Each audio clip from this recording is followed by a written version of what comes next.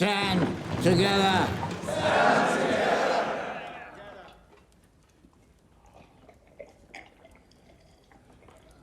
You're my family.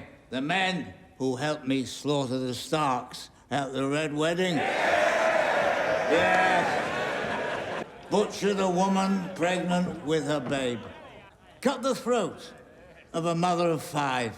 Slaughtered your guests after inviting them into your home. But you didn't slaughter every one of the Starks. You should have ripped them all out, root and stem.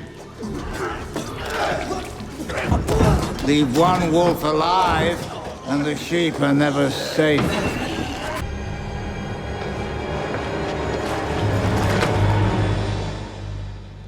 When people ask you what happened here, tell them the North remembers.